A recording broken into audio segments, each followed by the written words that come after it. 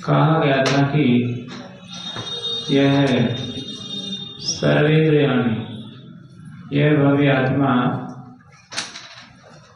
अपनी सभी इंद्रियों को क्या करता हुआ, संयमित करता हुआ और उस अंतरात्मा में अच्छी तरह से स्थिर हो। यह क्षण और जब स्थिर हो जाए, पानी में जैसे हिलना डुलना बंद हो जाए तो उसमें जो देखे वो अपनी प्रतिमूर्ति समझता है।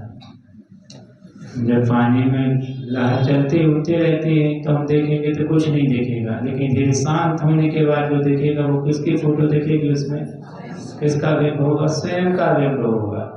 तो इसी तरह यहाँ पर कह रहे हैं कि विषय कषाय की जो आदि चल रही थी, जब सब बंद हो जाए, ओम शांति, तब क्या हुआ,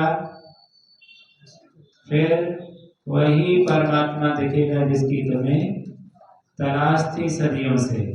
वो कहीं और नहीं बैठा है, वो हाँ, तो शांत हो जा प्रभु। वही प्रभु कहाँ दिखा तुम्हें, अंतर दिखा, सब सारे विकल्प द्वंद्व हट गए, फिर वही वह परमात्मा जो मिलेगा, वही जो तत्व मिला वही परमात्मा है।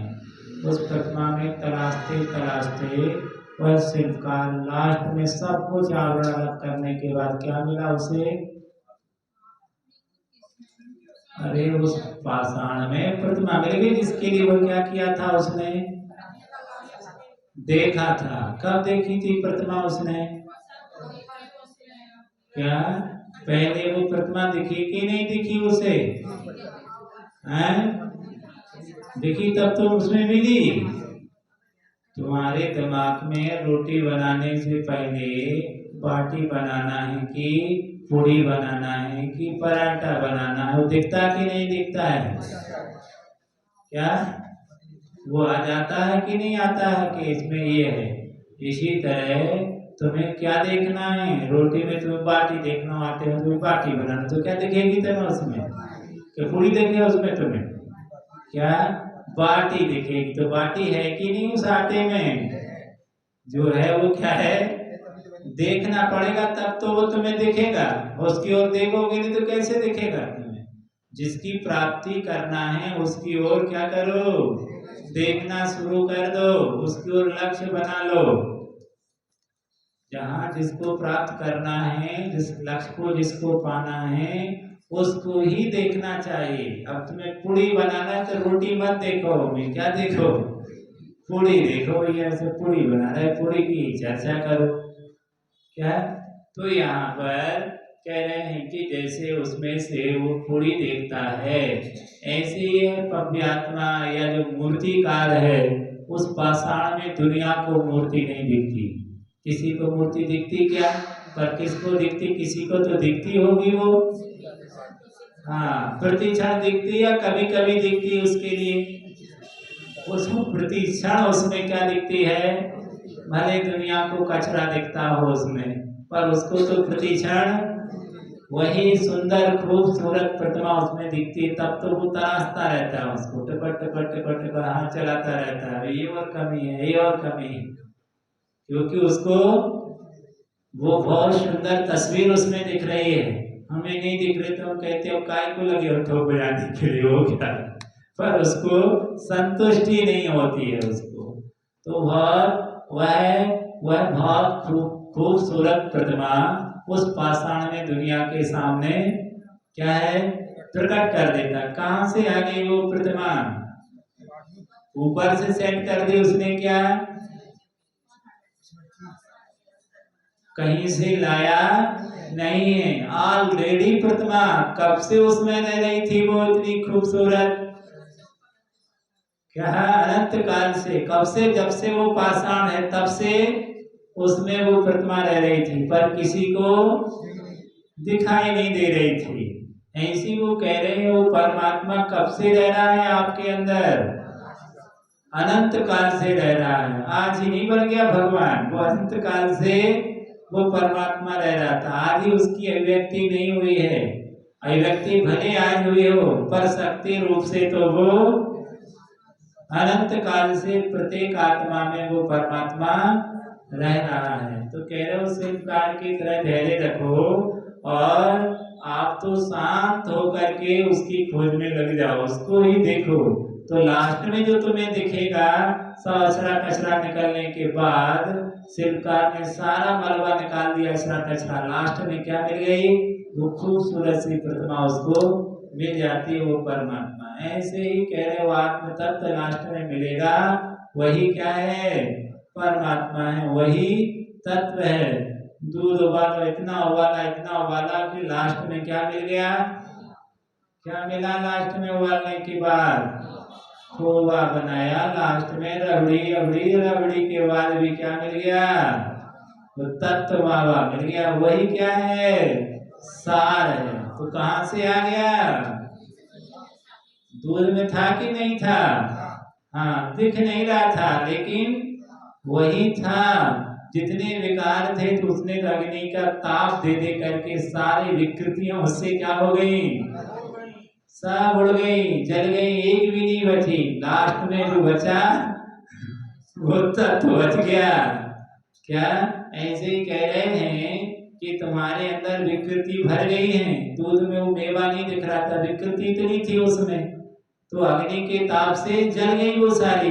ऐसी तपस्या के साधना के माध्यम से वो सारा विकार जब जल जाता है तो इसी आत्मा में फिर वो लास्ट में वो भगवान दिखाई देने लग जाता है। इस प्रकार यहाँ पर बात कही। सो क्या है वो परमात्मा? कोई हटकर नहीं है हमारे से। तो यहाँ पर इसी बात को बताते हैं कि वो परमात्मा क्या है, कौन है, साध्य क्या है, साधन क्या है, ये सब बताते हैं। या परमात्मा शाएव साएवाहम योहम सा परमस्ततः अयमेव मयोपास्यो नान्यः कस्यचिदिति स्थितिः। या परमात्मा शैवाहम योहम सा परमस्ततः अयमेव मयोपास्यो नान्या कस्यचिदिति स्थितिः।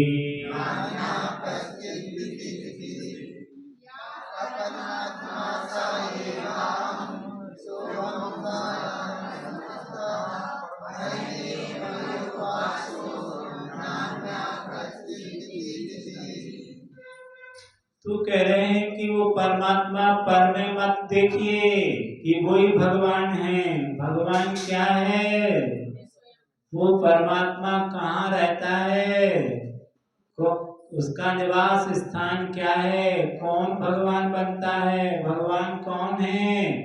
कोई अलग वस्तु नहीं है कि भैया भगवान तो कोई अलग वस्तु बनी होगी, अलग से आ रही होगी। तो कह रहे ऐसी धारणा मिथ्या है। तो परमात्मा क्या? यहाँ जो परमात्मा साएव है। भगवान कौन? मैं ही हूँ। मैं स्वयं क्या हूँ? परमात्मा हूँ। कोई और नहीं है परमात्मा, मैं परमात्मा हूँ। तो कह रहे हैं जिस परमात्मा की तुम कल्पना कर रहे हो, खोज रहे हो, देख रहे हो, वो कोई और नहीं है। कौन है? मैं ही परमात्मा हूँ। दोनों से कंपेयर करेंगे। 6 द्रव्यों में जीव द्रव्य से ही कंपेयर होगा उसका। 5 द्रव्यों से कोई कंपेयर नहीं है। वो जीव द्रव्य है। जीव का नाम परमात्मा है, चेतन का नाम, अचेतन का नाम परमात्मा नहीं है। तो कह रहे विश्वास करो कि परमात्मा कौन? साईवाहन। तो भगवान हो। क्या होता है? रागी ऋषि क्या होता? तो कह रहे तुम क्या हो? हितरागी भगवान हो, अमंगल नहीं, मंगल हो, शैतान मत बनो, भगवान हो। और यो हम शापम सहा परम तथा, जो मैं हूं सो वही परम क्या है, परमात्मा है। मैं परमात्मा हूं, परमात्मा मैं हूं और मैं परमात्मा हूं। क्या कह रहे, परमात्मा जो है वो मैं ही हूं, मेरे से भिन्न वो परमात्मा नहीं है। इसलिए जो अहम, जो मैं हूं सो परमात्मा है। तो इस प्रकार ये भाव हमें प्रतिक्षण लाना चाहिए। परमात्मा हमारे से भिन्न नहीं, हम परमात्मा से भिन्न नहीं। जो मैं हूं सो परमात्मा और जो परमात्मा है सो मैं हूं। हम दोनों में क्या है, तादात्म्य संबंध है। कौन सा संबंध है, परमात्मा से तादात्म्य संबंध है। शरीर से, कर्मों से संश्लेष संबंध है। कौन सा संबंध है, घर परिवार रिश्तेदार आदि इन सबसे संयोग संबंध है। 3 प्रकार के संबंध होते नहीं होते, कौन कौन से, इन लो, संयोग संबंध, संश्लेष संबंध और तादात्म्य संबंध। इसमें से संयोग संबंध क्या है, ये हमारा आपका क्या है, घर मकान आदि ये सब संयोग संबंध है, जो आता है और संयोग छूटता रहता है। जिसे प्रत्यक्ष में हम देखते हैं, छूटता हुआ, मिलते जुलते हुए, ये सब संयोग संबंध है। संश्लेष संबंध जो दिखाई तो नहीं देता है, पर क्या है, विशेष प्रसाद करने से पृथक हो सकता है। क्या है, कर्मों का, शरीर आदि जो कर्म है ना, इन सबका जो संबंध है वो क्या है, संश्लेष संबंध है। वो ऐसा संबंध है, वो ऐसा कपड़े की तरह छूटता नहीं है वो संबंध। हम तो आपको त्याग कर दे तो हमें कर दो, मकान छोड़ के भाग जाओ, ऐसा संबंध कर्म और आत्मा का नहीं है। ये संश्लेष संबंध है, दूध पानी की तरह मिला हुआ संबंध है। ये दिखाई नहीं देता है किसी को, लेकिन एक साथ एक वेक हो गया है। ये विशेष पोशाक से अलग किया जा सकता है, ऐसे अलग नहीं होगा। एक है तादात्म्य संबंध, जो कभी भी पृथक नहीं हो सकता है। कपड़े से व्हाइट पना, अग्नि से उसकी उष्णता, दूध में जो व्हाइट पना है वो उसको आप अलग नहीं कर सकते हो, क्योंकि उससे उसका तादात्म्य संबंध है। अग्नि में उष्णता, जल में शीतलता, ये उसका उससे उसका तादात्म्य संबंध है। जीव में ज्ञान दर्शन आदि ये सब तादात्म्य संबंध है। तो परमात्मा से कौन सा संबंध है, तादात्म्य संबंध है, यानी उससे हम पृथक नहीं हो सकते हैं। संसारी पर्याय से तादात्म्य संबंध नहीं है। हम स्त्री है, पुरुष है, ये सब क्या हो सकती हैं, ये छूट सकती हैं, पर वो नहीं छूट सकती है। वो तो कल भी है, आज भी है और हमेशा रहेगी, उसका कभी अभाव नहीं होगा। चाहे वो सम्यक दृष्टि हो, चाहे वो मिथ्या दृष्टि हो, भव हो, अभव हो, कोई भी हो, पर वो परमात्मा शक्ति तो उसके अंदर शक्ति रूप में रहेगी, पर रहेगी। आपको अभव में, मिथ्या दृष्टि में कैसे रहेगी, रहेगी शक्ति रूप में तो रहेगी कि नहीं रहेगी, अभिव्यक्ति नहीं होगी उसकी, पर शक्ति रूप में तो मानना पड़ेगा। तो यहाँ पर ये कह रहे हैं कि वह परमात्मा कहीं और नहीं, मंदिर में नहीं रहता। अभी तक धारणा कहाँ थी, भगवान कहाँ, सिद्धालय में। कहाँ है भगवान? जोर से बोले, सिद्धालय में। ये निश्चय व्यवहार ठीक है, निश्चय ग्रंथ पढ़ रहे हैं, मंदिर में नहीं, तीर्थों पर नहीं, सिद्धालय में नहीं। कहाँ रहते भगवान? वो कहेंगे आत्मा में। कहाँ रहते? आत्मा में। मंदिर कौन? आत्मा मंदिर है, उसी में क्या रहते हैं? परमात्मा रहता है। कहाँ जाओ? जहाँ परमात्मा रहता है। परमात्मा जहाँ रहता तो मंदिर में रहते, मंदिर चले जाओ तो कह रहे नहीं, हाथ पर हाथ रखो, मंदिर जाओ, अंदर जाओ। भगवान अंदर में रहता है, बाहर में नहीं। तो इस तरह से यहाँ पर जो मैं हूँ सो है भगवान, और जो भगवान है सो मैं हूँ। अंतर यही ऊपरी जाने पढ़ते ना, ऐसा कुछ पंक्ति। हाँ, वे विराग यहाँ राग वितान। अंतर कितना है हमारे में और उनमें? अंतर क्या है? जब तुम कह रहे हम भी परमात्मा है, तो परमात्मा जैसा वर्णन क्यों नहीं हो रहा है? तो कह रहे हैं वे विराग यहाँ राग वितान। उनका परमात्मा की अभिव्यक्ति हो गई है, और हमारे परमात्मा की क्या नहीं हुई है? अभिव्यक्ति नहीं हुई है। वे विराग यहाँ राग वितान। यहाँ राग का भंडार है, वहाँ वैराग का, वितरागता का भंडार है। यहाँ राग द्वेष विषय कसाय के खजाने हैं, दुर्गुणों के खजाने। तो कह रहे हैं अंतर इतना ही है, पर जब भी ये परमात्मा प्रकट होगा तो इसी आत्मा में होगा, अन्य में नहीं। आम का फल किस में लगेगा? आम के पेड़ में के नीम में लग जाएगा।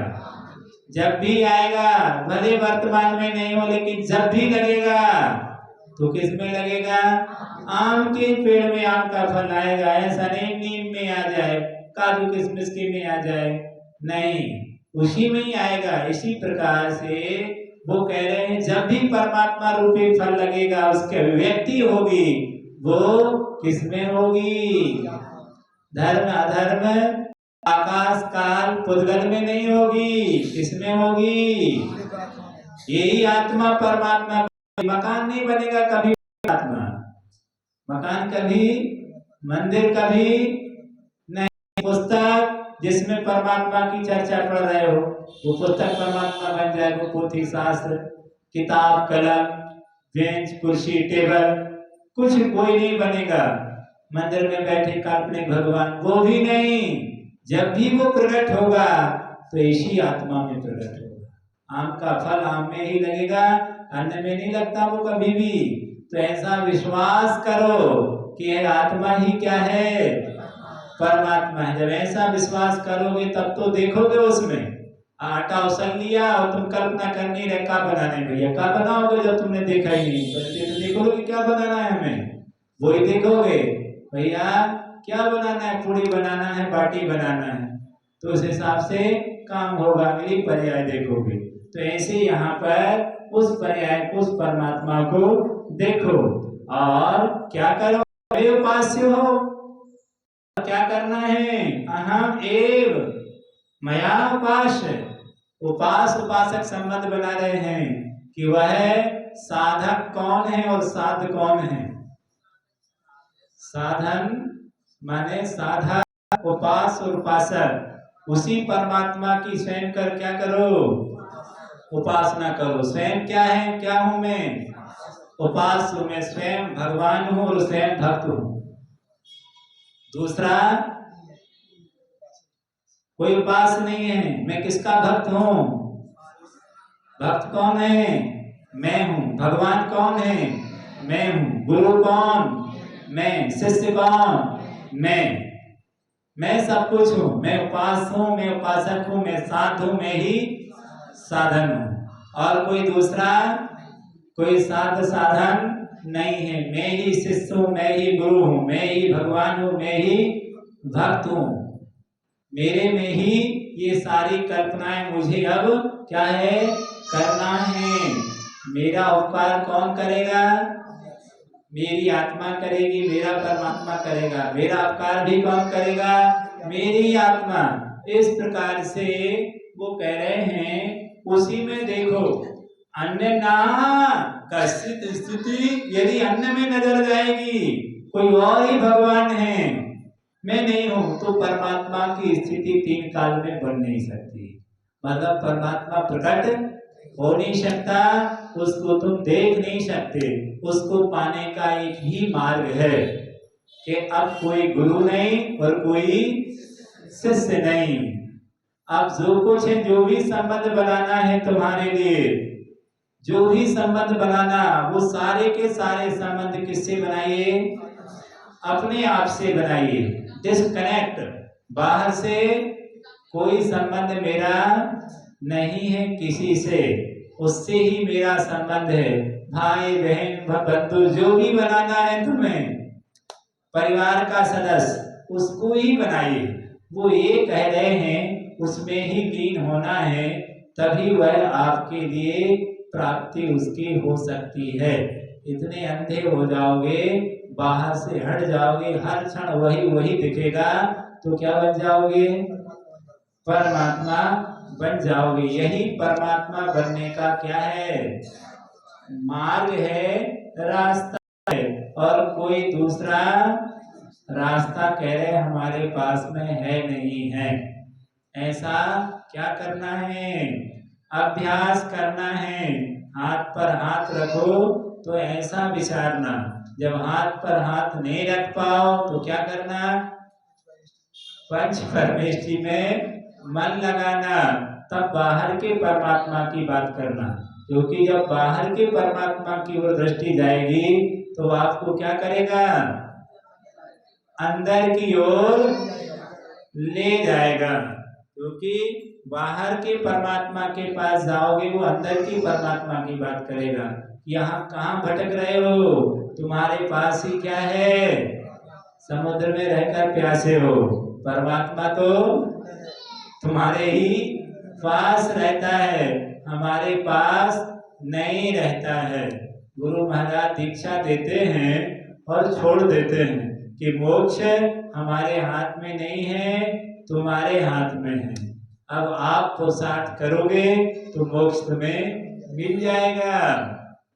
तो इस तरह यहाँ पर और भी क्या कहते हैं आगे, और भी बताते हैं कि ऐसी वह वितराग दशा को जब प्राप्त होता है तब फिर इस प्रकार की उपासना से उसको प्राप्त कर लेता है। तो ऐसी दशा के लिए क्या करना चाहिए उसके लिए? तब यहाँ पर बताते हैं प्रत्याव्य विषयोभ्यो हम मयैव मयि स्थितम। क्या लिखा?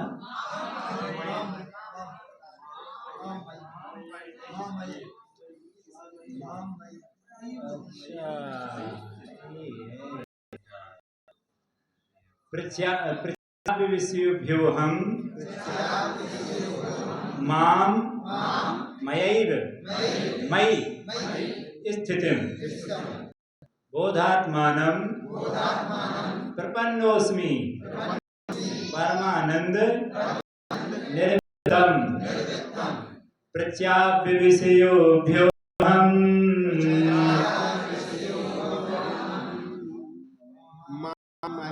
माम मयैव मयि स्थितिम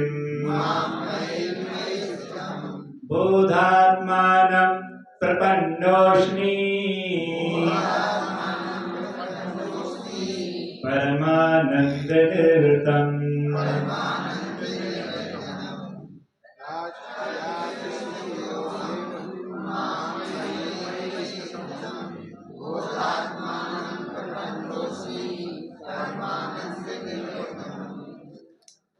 तो कह रहे हैं कि उस परमात्मा को बनना चाहते कि नहीं बनना चाहते?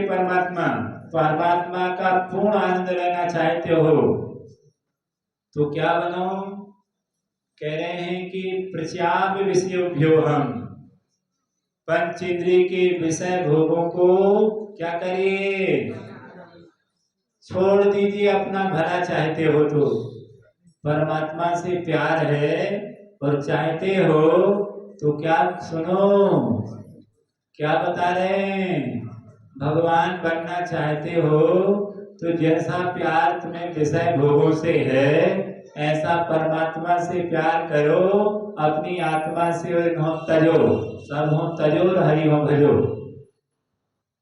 क्या कह रहे हैं, पंचेंद्रिय के विषयों का क्या करो, प्रचाप्यो हम, ये विषय भोग ही अनंत काल से इन्होंने ही मुझे अनात्मा बना रखा, शैतान बना के रखा है, हमारे परमात्मा स्वरूप को छिपा कर रखा है और शैतान स्वरूप हमारा सामने रख दिया, जो हमारा स्वभाव नहीं है उसको सामने रखा है।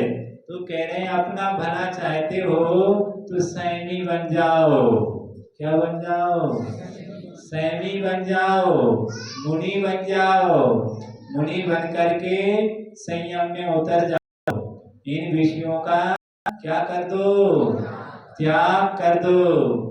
विषय भोग राग आग दहे सदा तारे समामृत भिक्षेये, चिर भजे विषय कसाय अब तो त्याग निज पद वेये।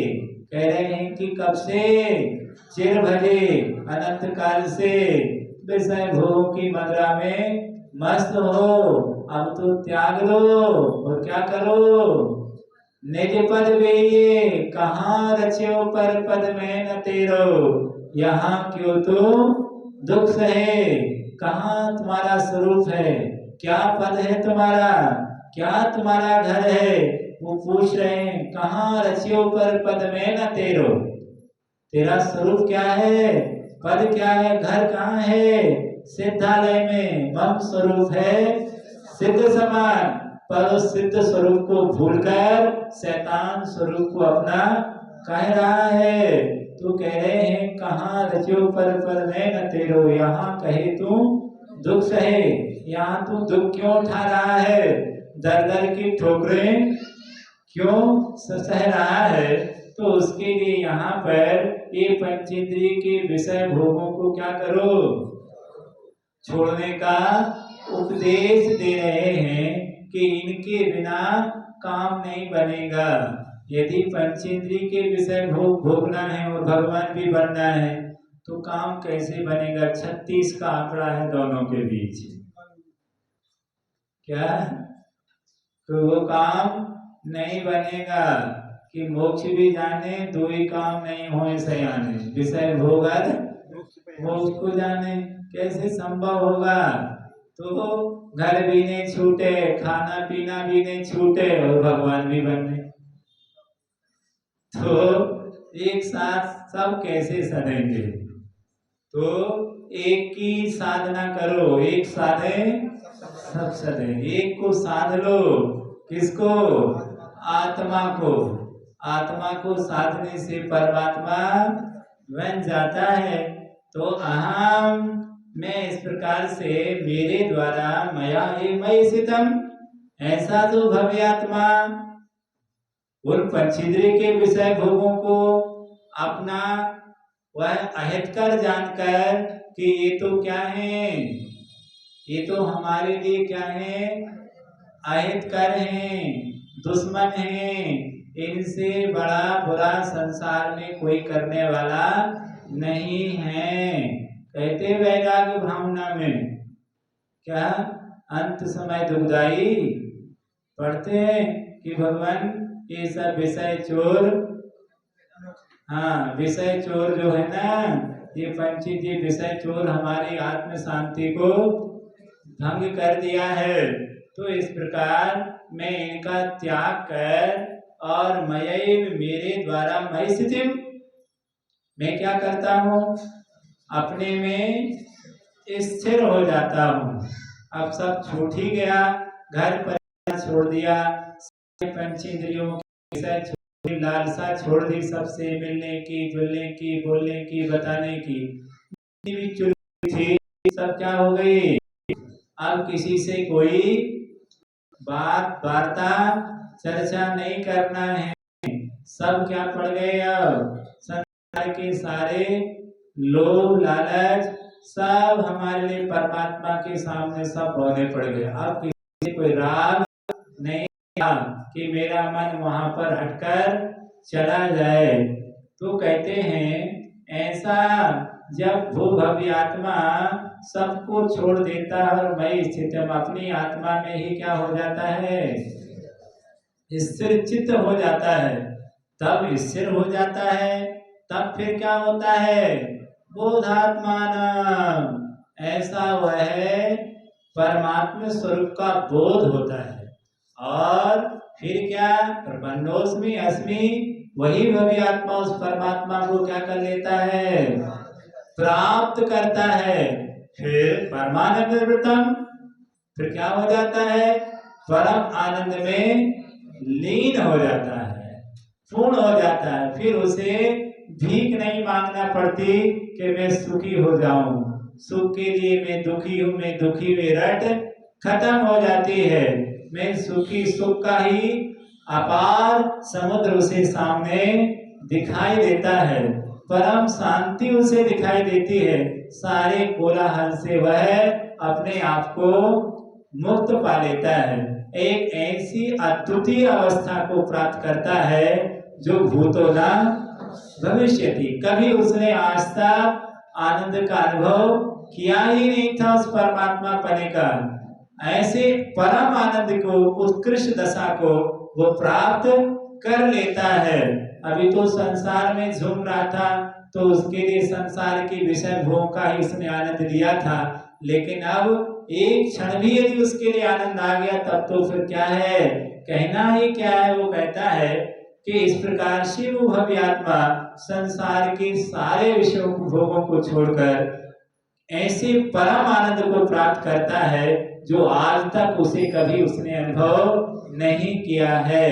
कहाँ विषय भोगों में वो आनंद रखा है, कहाँ रोटी पुआ, पूरी माल पुआ में वो आनंद रखा, जो आनंद कहाँ पर है, अपने घर में है। कहाँ पर है, अपने घर का आनंद तो अपना ही है। ऐसे परम आनंद को, शांति को वो प्राप्त करता है। तो कह रहे हैं शेष अज्ञानी प्राणियों को तो ये बात काल्पनिक लगती है, ये तो सब ऐसा ही बातें बता रहे हैं, क्या पता होगा कि नहीं होगा। जब देखो हम विवाह शादी से घर आते हैं, शांति मिलती कि नहीं मिलती है, तो रोज मालपुआ मिला होगा खाने के, रोज नए नए कपड़े पहने, लेकिन शांति कहाँ मिली। तो मतलब निर्वृत्ति में ही शांति मिली, प्रवृत्ति में शांति नहीं मिली। माने शांति प्रवृत्ति में नहीं है, निर्वृत्ति में, सारे विकल्पों से दूर होने में शांति है। सोचो जब सारे विकल्प छूट गए तब कितनी शांति होगी उनके लिए। अब कुछ भी नहीं रहा, तुमसे कहते शाम को भैया अंथव नहीं बनना है, कितनी शांति मिले, अच्छा रहो।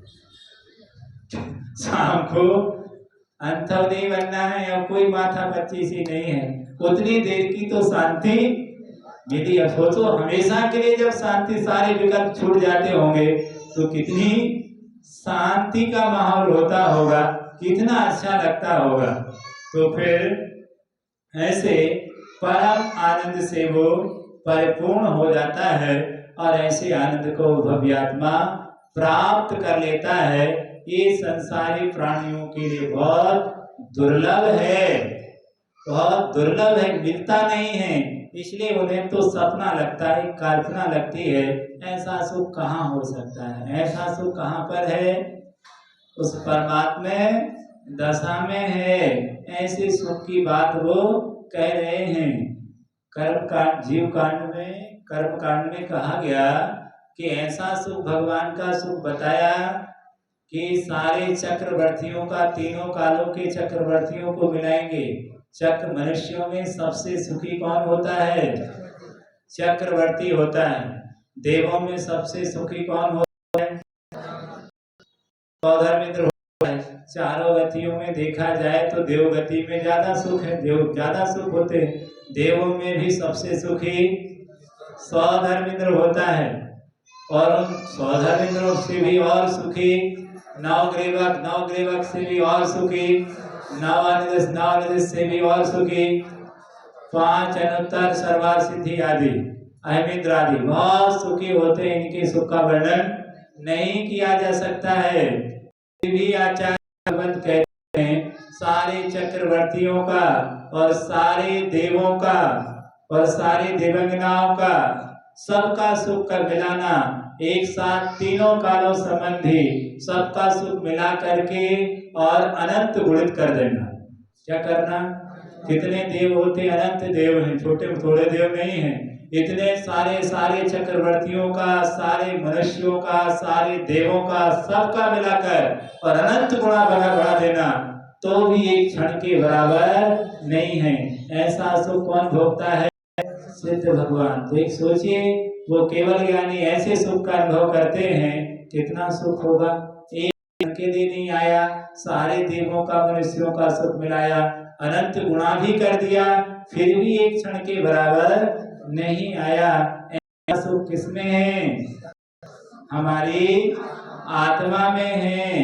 तो कह रहे विश्वास करो, वह सुख का सागर है, नहीं तो दुख का सागर दिखाई दे रहा है। क्योंकि विभाव दशा में बड़ी आत्मा है, स्वभाव दशा में यह भी गई नहीं है। स्वभाव तो बहुत शांत है, विभाव में ही क्रूरता है। तो इस प्रकार से यह उस परमात्म दशा को प्राप्त कर लेता है। और एक और अंतिम कारिका यहाँ पर बताते हैं, योना वेति परम देहा देव मात्मान मव्ययम लभते साना निर्वाणम तत्वापि परमं तपः। यो न वेति परम देहा देवमात्मानमव्ययम् लभते सा न निर्वाणम् तत्वापि परमं तपः।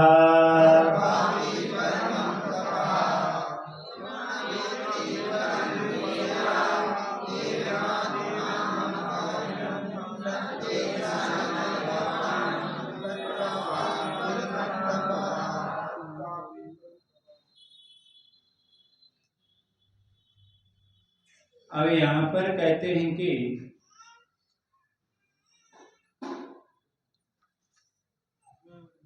जब तक यह उस परमात्मा को शरीर से भिन्न अनुभव नहीं करता है, वो मुनि भी क्यों ना हो, यद्यपि मुनियों के लिए ही लिखा गया है, किसी श्रावक की बात नहीं कर रहे हैं वो, तो कह रहे हैं कि अभ्यास करने के लिए, उस आत्म तत्व में जाने के लिए सबसे पहले उसके लिए पंचेंद्रिय के विषय भोग की अर्चा चर्चा वार्ता क्या करवा दी उन्होंने? बंद करवा दी। कौन आया और कौन गया तुमसे कोई मतलब नहीं है आपके लिए।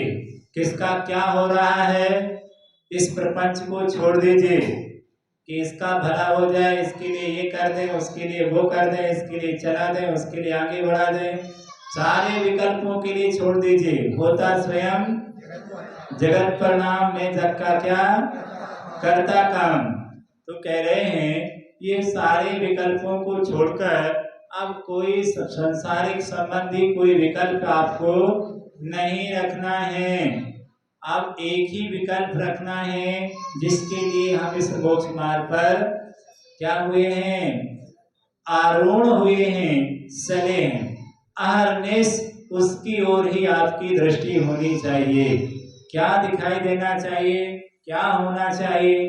तो कह रहे हैं जैसे बने वैसे, एड़ी चोटी मर बचकर क्या करना है तुम्हें? एक ही कार्य है जो आपको करना है इस मोक्ष मार्ग में। तो यो न वेति परम देहा, यदि तुमने ये पुरुषार्थ नहीं किया और वही करते रहे जो घर गृहस्थी में करते रहे, वही यहाँ आकर तुम करने लगे, तो कह रहे हैं ये बहुत बड़ा घाटे का सौदा कर लिया तुमने। बहुत बड़ा कार्य तुम्हें करना था, तुम्हारे लिए बहुत बड़ा, जैसे उसके लिए हाथी मिल गया पर अज्ञानी था। हाथी तो मिल गया लेकिन उसका उपयोग क्या कर दिया उसने, कुमार ने मिट्टी को ढोने में कर दिया। ऐसे रत्नात्रय की प्राप्ति होना बहुत दुर्लभ है और बहुत भाग्य से तुझे मुनि पर्याय मिल गई, वृत्त मिल गए। इस कलिकाल में पंचेंद्रिय के विषय भोगों को छोड़ने का भाव आ गया, पर फिर भी मुनि बन के भी फिर भी तुम वही विषय भोगों की दुनिया भर की दुनियादारी में लगा रहा। जिस मुनि मुद्रा के मूल्य को नहीं समझ सका, कितना बड़ा मूर्ख था। कितनी बड़ी बड़ी व्यवस्था मिलने के बाद, मुनि मुद्रा मिलने के बाद भी संसार के गोरख धंधे दिख रहे उसके लिए, अपनी मुनि मुद्रा नहीं दिख रही, अपने व्रत नहीं दिख रहे उसके लिए कि हमें अपने व्रतों का पालन करना जिसके लिए हम यहाँ पर आए हैं। तो कह रहे हैं वह जिसके लिए आया है उसको छोड़ करके यदि अन्यत्र कार्य करता है तो उसके लिए अच्छी बात नहीं है, मूढ़ है, अज्ञानी है। तब फिर क्या करना चाहिए? तो बताते हैं देहात एवं जो समझदार पुरुष हैं, विद्वान हैं, उन्हें सबसे पहले क्या करना चाहिए? आत्मानम अवयम, आत्मा क्या है? अविनाशी है, शाश्वत है। और शरीर क्या है? नाशवान है। शरीर आत्मा दोनों क्या है? भिन्न है। एक ही सूत्र हमें लेकर चलना है। सपने में भी ये भावना आए कि ये दोनों क्या है? एक हैं।